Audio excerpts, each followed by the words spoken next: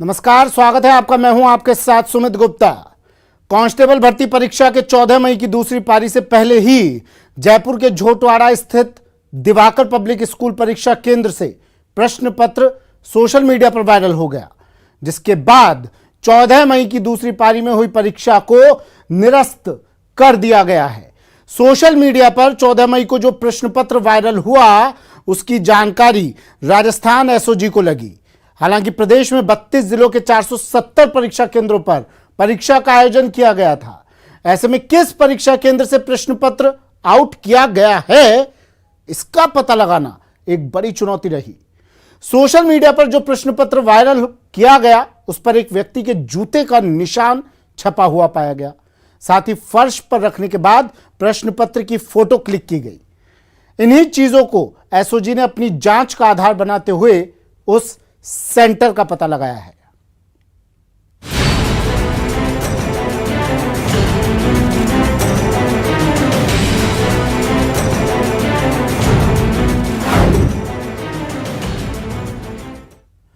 Constable भर्ती परीक्षा paper leak मामले की जांच पड़ताल करने एसओजी की टीम दिवाकर पब्लिक स्कूल पहुंची। झोटवाड़ा इलाके में बेनार रोड पर दिवाकर स्कूल है।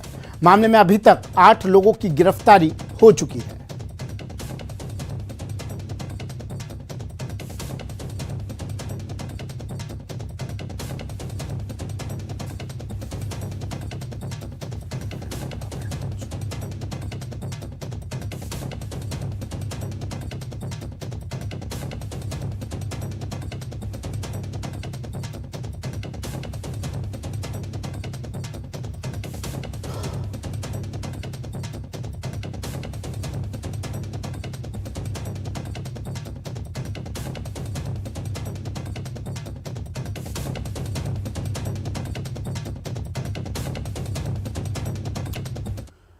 पुलिस परीक्षा में पेपर लीक मामले को लेकर पेपर लीक करने वाले परीक्षा केंद्र दिवाकर पब्लिक स्कूल झोटवाड़ा के बाहर बेरोजगारों ने प्रदर्शन किया।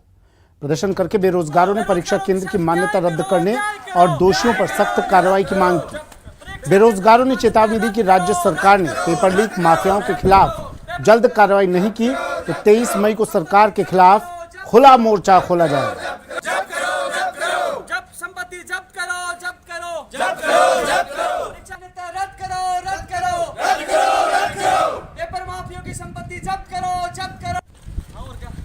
पेपर माफियों की संपत्ति जब्त। सरकार द्वारा एक कानून लाया गया था कि अपराधियों की संपत्ति जब्त होगी, परीक्षा केंद्र की मान्यता रद्द होगी और जुर्माना लगाया जाएगा और 10 साल की सजा का प्रावधान होगा।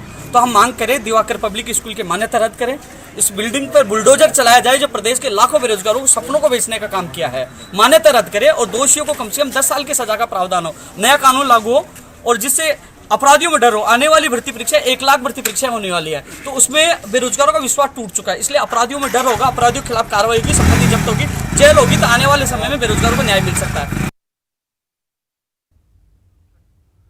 कांस्टेबल भर्ती परीक्षा लीक होने के बाद अभ्यर्थियों में निराशा है। अभ्यर्थियों का कहना है कि सरकार का नकल विरोधी कानून भी हवाई हो गया है।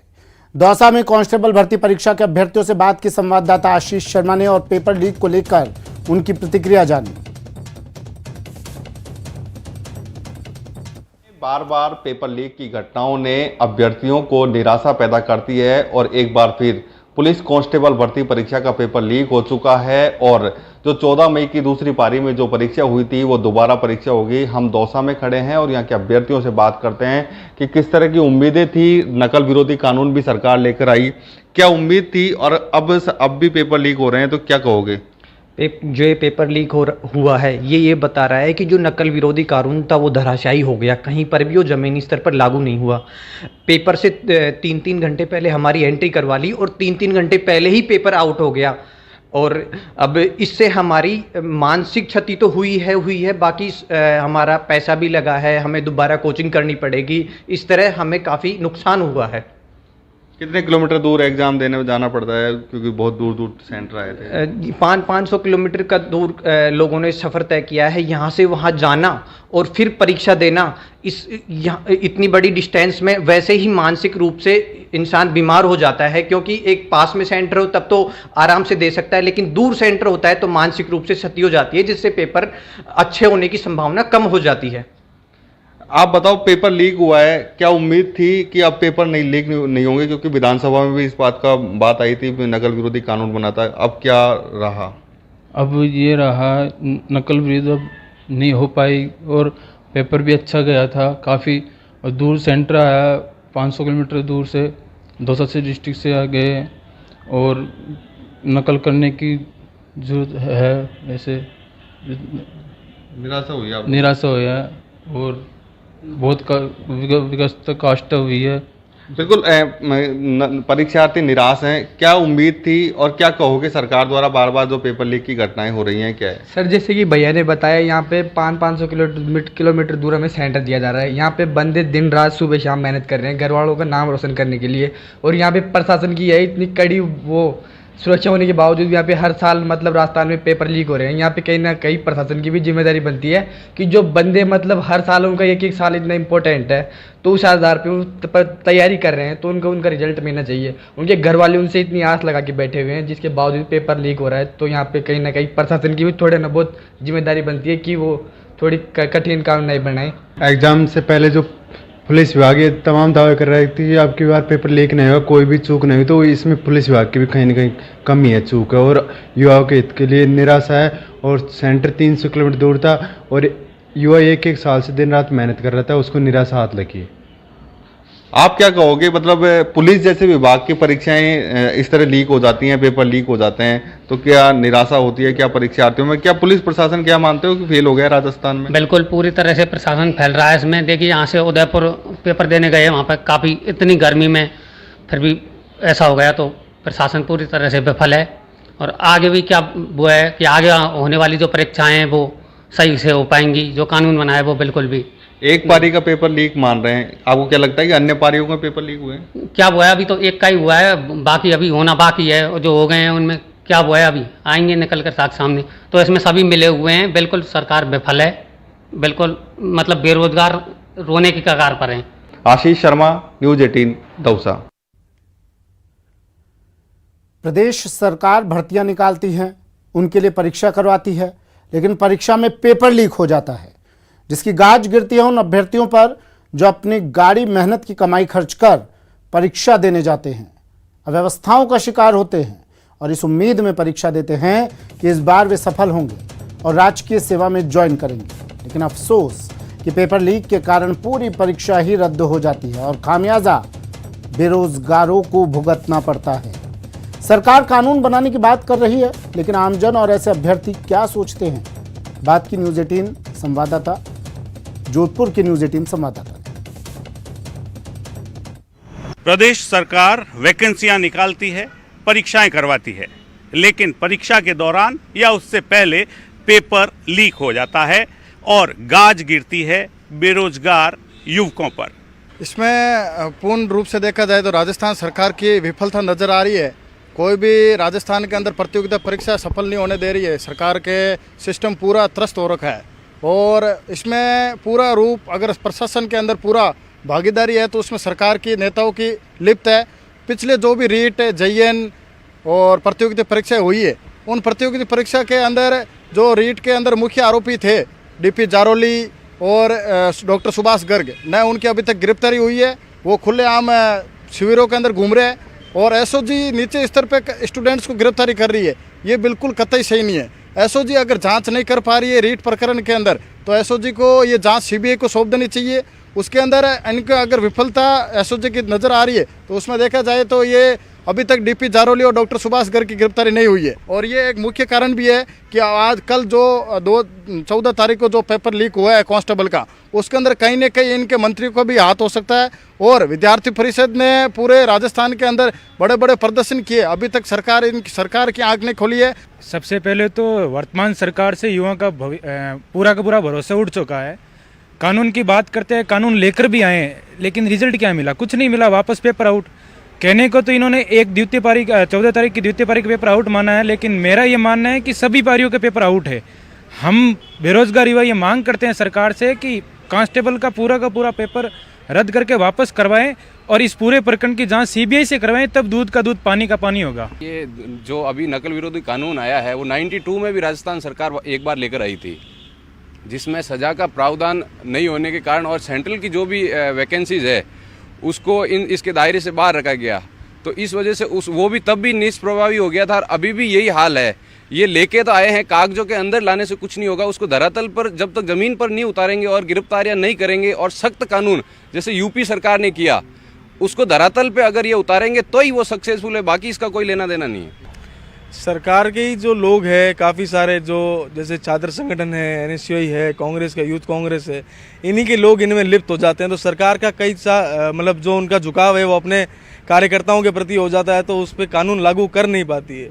सरकार हमेशा से ही युवाओं के साथ, बेरोजगार युवाओं के साथ में अन्याय करती नजर आ रही है। इतने सारे भर्ती प्रकरण लीक हुए, भर्ती घोटाले हुए, सरकार कोई एक्शन ले ही नहीं पा रही क्योंकि उन्हीं के लोग इनमें लिप्त है। तो एक्शन घर के खिलाफ तो क्या ही ले सरकार। बिल्कुल संभव है। हम आम दिनों में भी देखते हैं कि जो विशेष पार्टी से जुड़े हुए जो छात्र संगठन है वो उनके नेताओं का अपने बैनरों पर फोटो लगाना, पार्टी का प्रचार करना। जो छात्र संगठन है तो छात्र जीवन और छात्र विद्यार्थियों की सेवा न करके वो चुनावी रैलियों में जाते हैं, चुनावी पार्टियों पर समर्थन करते हैं। तो वो चीज़ें। जोधपुर से कैमरा पर्सन शेर सिंह के साथ रंजन दवे, न्यूज़ 18 राजस्थान।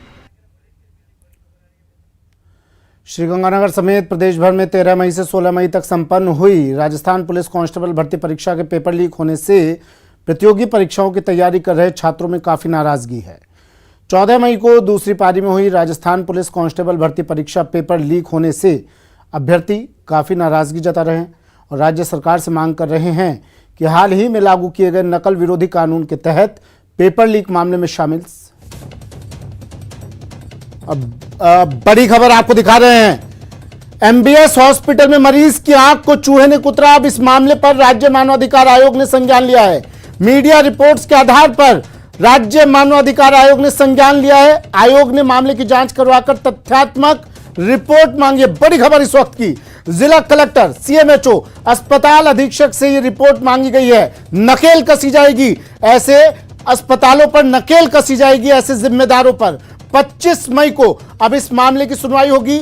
आयोग ने इसे दर्दनाक और मानवाधिकारों का खुला हनन बताया है। इस तरह की तस्वीरें, इस तरह की लापरवाही, इस तरह के अस्पतालों, इस तरह के डॉक्टर्स के द्वारा बार बार सामने आ रही है। अब राज्य मानवाधिकार आयोग ने इस खबर पर संज्ञान लिया है। न्यूज़ 18 राजस्थान ने खबर दिखाई। दिनेश शर्मा मेरे सहयोगी हमारे साथ फोन लाइन पर जुड़ गए हैं। खबर का बड़ा असर, दिनेश। बिल्कुल, देखिए न्यूज़ 18 राजस्थान पे ये खबर दिखाई गई और ये जो खबरें चली उसी के आधार पर राज्य मानवाधिकार आयोग ने संज्ञान लिया है और ये कहा है कि ये बहुत दर्दनाक है अगर इस तरह की घटना हुई है तो, और साथ ही ये मानवाधिकारों का खुला उल्लंघन है। तो राज्य मानवाधिकार आयोग ने इस मामले में स्वप्रेरित संज्ञान लिया है और इस मामले में जो है वो जो कलेक्टर हैं कोटा के, उनसे, इसके साथ ही CMHO और MBM अस्पताल के जो अधीक्षक हैं उनसे इस प्रकरण में तथ्यात्मक रिपोर्ट मांगी गई है। किसी एक्सपर्ट ऑफिसर से जांच करवाकर आयोग को रिपोर्ट जो है 1 सप्ताह के अंदर देनी पड़ेगी और ये नोटिस जारी किए गए हैं और इसके साथ ही ईमेल के जरिए भी आदेश जो है वो भिजवाया गया है अधिकारियों को। अब ये मामला जो है वो 24 मई को आयोग के समक्ष रखा जाएगा और जिस तरह का मामला है वो काफी गंभीर है सुमित, क्योंकि एक कोई महिला जो है वो अस्पताल में भर्ती होती है, पैरालाइज्ड है और अगर इस तरीके से अगर उसकी आंखें उतर दी जाती है तो चूहों द्वारा, तो ये बहुत गंभीर मामला है। तो लेकिन इस तरह के मामले तो दिनेश हम बरसों से देखते आ रहे हैं राजस्थान में।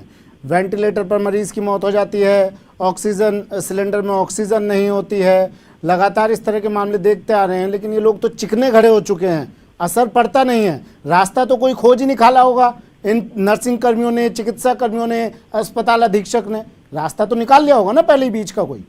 बिल्कुल, देखिए इस तरह के मामले पहले भी समय समय पर आते रहे हैं और पहले भी आयोग ने इस तरह के मामलों में संज्ञान लिया है। इस बार भी आयोग के जो अध्यक्ष हैं जस्टिस GK व्यास, उन्होंने कड़ी टिप्पणी इस मामले में की है और ये कहा है कि ये दर्दनाक मामला है। एक न्यूरोस्ट्रोक महिला यूनिट में भर्ती महिला का पूरा शरीर, जिसका पैरालाइज्ड शरीर है और उसका जो अपना शरीर का हिस्सा हिला भी नहीं सकती है, तो उसके साथ अगर इस तरह की घटना होती है तो ये खुला हनन है मानवाधिकारों का। और इस मामले की गंभीरता को देखते हुए आयोग ने प्रसंज्ञान लिया है, क्योंकि बेहद गंभीर मामला है। क्योंकि लोग जाते हैं इलाज करवाने के लिए अस्पताल में, उम्मीद उन्हें रहती है कि पूरा इलाज उन्हें मिलेगा और वहां पर जो है वो सुरक्षित एक तरीके से रहेंगे, स्वस्थ होकर लौटेंगे। लेकिन इस तरह की जब घटना होती है कि चूहे अगर शरीर को कुतर रहे हैं, जिंदा शरीरों को, तो ये बहुत गंभीर मामला है और सिस्टम पर कहीं ना कहीं सवाल उठाता है। तो इसे लेकर राज्य मानवाधिकार आयोग ने गंभीरता दिखाई है। जैसे ही खबर प्रसारित हुई उसके बाद आयोग ने तुरंत जो है इन खबरों के आधार पर प्रसंज्ञान लिया है और आयोग के जो अध्यक्ष हैं जस्टिस जी.के. व्यास, उन्होंने कड़ी टिप्पणी करते हुए इस मामले में और 1 सप्ताह के अंदर अंदर जो है वो रिपोर्ट तलब की है अधिकारियों। अस्पताल अधीक्षक, आपकी बात हुई उनसे, क्या सफाई पेश कर रहे हैं? देखिए, अस्पताल अधीक्षक से हमारी बात तो नहीं हो पाई, लेकिन जिस तरह की टिप्पणी की है आयोग ने, वो जो है वो काफी गंभीर है। क्योंकि अस्पतालों में जो है वो इस तरह की घटनाएं अगर होंगी तो कहीं ना कहीं पूरे सिस्टम पर जो है वो सवाल उठता है और आयोग ने भी इसे बहुत गंभीर माना है। तो एक गंभीर मामला है मानवाधिकारों के हनन का। सरकारों का दायित्व बनता है कि वो मानवाधिकारों की रक्षा करे और कम से कम अस्पताल जैसी जगहों पर तो जो है कम से कम इस तरह के बंदोबस्त होने चाहिए कि पूरा इलाज जो है वो सही तरीके से मरीजों को मिले और कम से कम इस तरह की घटना तो ना हो। लेकिन इसे मूर्त रूप दिया कैसे जाएगा दिनेश? हमने अभी कुछ दिनों पहले खबर दिखाई थी, एक अस्पताल में प्लास्टर गिरा, अस्पताल की लैब में 2 कर्मचारी घायल हो गए, छत उनके ऊपर गिर गई थी। एक अस्पताल की छत का प्लास्टर गिरा तो कर्मचारी का बेटा उसमें, बच्चा उसमें घायल हो गया। तो ये लोग सुधरने का नाम तो लेते नहीं है। क्या किसी कड़ी कार्रवाई की जरूरत है ऐसे लोगों पर, ऐसे लापरवाह डॉक्टरों पर, ऐसे लापरवाह अस्पतालों पर, चिकित्सा कर्मियों पर? बिल्कुल, देखिए, अगर ऐसी घटनाओं पर लगाम लगानी है तो संदेश तो कड़े देने होंगे और कड़ी कार्रवाइयां करनी होगी। जब संदेश दिए जाएंगे कड़ी कार्रवाइयों के जरिए, तभी दूसरे लोगों में भी इस तरह का मैसेज जाएगा और वो गंभीरता पूर्वक अपना काम करेंगे। क्योंकि लापरवाही आमतौर पर समय समय पर जो है वो देखने को मिलती है। बार बार इस तरह के प्रकरण आते हैं, लेकिन कई बार जब कड़ी कार्रवाइयां नहीं होती है तो फिर हौसलों को बल मिलता है और इस तरह की कार्रवाई होगी क्या दिनेश? क्या कार्रवाई हो सकती है? कल ही हम एक खबर दिखा रहे थे, एक बच्ची की मौत हो गई, उसके परिजन इल्जाम लगा रहे हैं डॉक्टर पर कि हम कॉल करते रहे बार बार लेकिन डॉक्टर नहीं पहुंचा। नर्सिंग कर्मियों को फोन पर ही उसने इलाज बता दिया, बच्ची की मौत हो गई। ऐसे डॉक्टर्स पर, ऐसे नर्सिंग कर्मियों पर अब कार्रवाई क्या हो सकती है दिनेश, इस खबर के दिखाए जाने के बाद जब संज्ञान लिया है राज्य मानवाधिकार आयोग ने? बिल्कुल, देखिए, मानवाधिकार आयोग ने तो रिपोर्ट तलब की ही है, उसके आधार पर फिर आयोग जो है आगे की कार्रवाई करेगा। अगर आयोग को लगता है कि वास्तव में लापरवाही है सिस्टम की, तो फिर इस मामले में मुआवजे के आदेश भी दिए जा सकते हैं और भी कोई कड़ी कार्रवाई की जा सकती है आयोग की ओर से। जहां तक सरकार के पार्ट पर सवाल है तो सरकार को अब इस मामले में कार्रवाई करनी है। जो भी दोषी अधिकारी कर्मचारी हैं उनके खिलाफ जिनकी जिम्मेदारी बनती थी उस ब्लॉक की या उस वार्ड की जहां पर वो महिला भर्ती थी, उन पर जो है वो कड़ी कार्रवाई सरकार की ओर से की जा सकती है। लेकिन फिलहाल जो है वो इंतजार करना होगा कि किस तरह की कार्रवाई सरकार की ओर से की जाती है, देखने वाली बात होगी।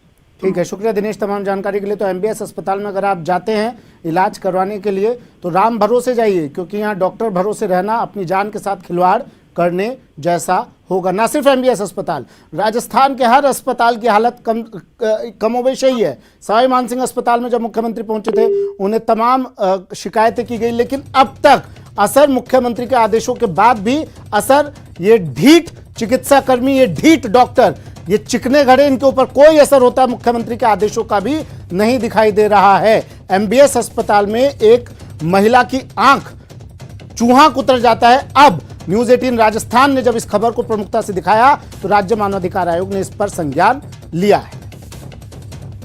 खबर आ रही है डूंगरपुर से, जहां एसडीएम सहित कार्मिकों को पंचायत में बंद कर दिया है। गांव वालों ने एसडीएम और कार्मिकों को बंधक बना लिया। पंचायत भवन के बाहर विधायक गणेश घोगरा का धरना, मौके पर पहुंचे डीएसपी सहित पुलिस अधिकारी भी। विधायक गणेश घोगरा से समझाइश की कोशिश कर रहे हैं, लेकिन मांग पर विधायक अड़े हुए हैं, गणेश घोगरा अड़े हुए हैं। एसडीएम पट्टों पर साइन नहीं करें तब तक ताला नहीं खोलेंगे। आज सुरपुर पंचायत में प्रशासन गांव के संग शिविर था। ये एक्सक्लूसिव तस्वीरें भी आपको हम टीवी स्क्रीन पर दिखा रहे हैं। पंचायत भवन के बाहर विधायक गणेश घोगरा का धरना।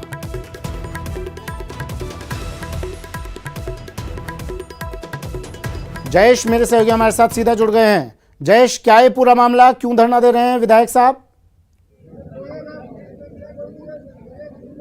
अभिषेक, मैं बताना चाहूँगा डूंगरपुर पंचायत समिति की ग्राम पंचायत सुरपुर में आज प्रशासन गाँवों संघ जो अभियान है उसका फॉलोअप कैंप था और लोग यहाँ पर बड़ी संख्या में ग्रामीण जो है पट्टे लेने के लिए आए थे। लोगों ने इससे पहले जो कैंप हुआ था अक्टूबर 2021 में जो कैंप हुआ था उसमें आवेदन कर रखा था और इतने माह गुजर जाने के बाद अभी तक उन्हें पट्टे नहीं मिले थे। आज लोग बड़ी उम्मीद से पट्टे लेने के लिए आए थे कि फॉलोअप कैंप में उन्हें पट्टे मिल जाएंगे, लेकिन आज भी उन्हें पट्टे नहीं मिल रहे थे, जिस पर उन्होंने विधायक गणेश गोगरा को सूचना दी और विधायक यहाँ पर पहुंचे और उन्होंने जब अधिकारियों से जानकारी ली तो उन्होंने आज भी पट्टे नहीं देना बताया, जिस पर विधायक खुद धरने पर बैठ गए और जो अधिकारी जो है उनको पंचायत के अंदर ताले पे बंद कर दिया है, जिसमें एसडीएम मणिलाल तिरगड़ सहित अन्य कार्मिक जो है वो पंचायत के अंदर बंद है। इस वक्त आप देख सकते हैं तस्वीरें जिस प्रकार विधायक जो है वो धरने पर बैठ गए हैं। बड़ी संख्या में पुलिस अधिकारी भी यहाँ पर पहुंचे हैं जो उनसे समझाइश कर रहे हैं, लेकिन विधायक की मांग है कि जब तक एसडीएम पट्टों पर साइन नहीं करते और उनके लोगों को राहत नहीं देते तब तक वो यहाँ से नहीं उठेंगे, ये इनकी मांग है। इस वक्त हमारे साथ जो विधायक गणेश गोगरा हैं वो भी मौजूद हैं, इनसे मिलकर बात करते हैं कि क्या मांग है इनकी। सर लाइव एमएलए साहब, क्या मांग है आपकी?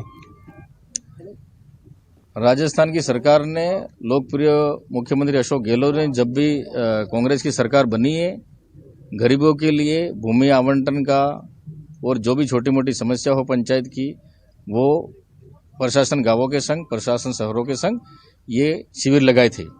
तो इस सुरपुर पंचायत में 21 अक्टूबर को कैंप था और यहाँ के लोगों ने आवेदन किया था और पटवारी ने मौके पे भी जाके देख लिया, गिरदावर ने देख दिया, प्रधान ने भी साइन कर दिए, तहसीलदार ने भी साइन कर दिए और आज एसडीएम कह रहे हैं कि भाई आज मैं साइन नहीं करूंगा क्योंकि 21 तारीख को एमएलए नहीं था और एमएलए ने साइन नहीं किए, इसलिए आपका नहीं होगा।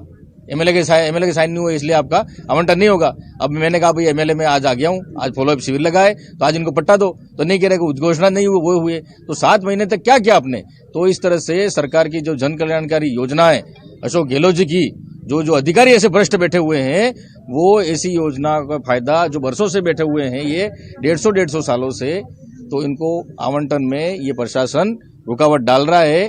तो मेरी एडीएम साहब भी आ गए, मेरी मांग है कि इनको भाई इनका वाजिब हक है, इनको पट्टा मिलना चाहिए और सरकार भी यही चाहती है। तो देखिए विधायक गणेश गोगरा जो है वो सीधे सीधे अधिकारियों पर आरोप लगा रहे हैं कि कुछ अधिकारी जो है वो सरकार की जन कल्याणकारी योजनाओं का लाभ लोगों को नहीं दे रहे हैं और सरकार को बदनाम करने की कोशिश कुछ अधिकारियों द्वारा यहाँ पर की जा रही है। अभिषेक।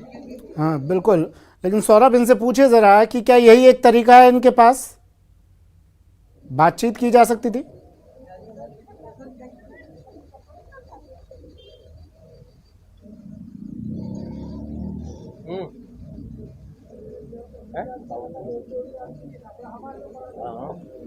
विधायक साहब से पूछिए क्या तरीका यही था, एक आखिरी रास्ता यही था, बातचीत की जा सकती थी इनसे?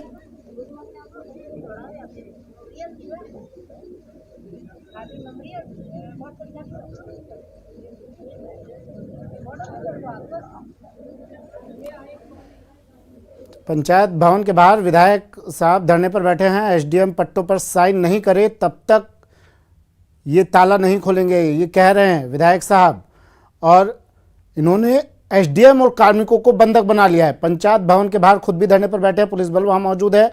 एसडीएम कह रहे हैं पहले साइन करे उसके बाद ही ताला खोला जाएगा। एसडीएम सहित कार्मिकों को पंचायत में, इन्होंने पंचायत भवन में बंधक बना लिया है। विधायक साहब वहाँ मौजूद हैं, उनके कई समर्थक वहाँ पर मौजूद हैं। एक्सक्लूसिव तस्वीरें भी आपको टीवी स्क्रीन पर दिखा रहे हैं। देखिए ये एक खिड़की के जरिए बातचीत हो रही है। जो लोग, जिन कार्मिकों को अंदर बंद किया है उनके और पुलिसकर्मी वहाँ पर मौजूद है, पुलिसकर्मियों के बीच में बातचीत हो रही है।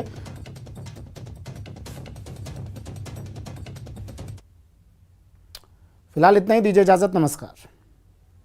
सुनो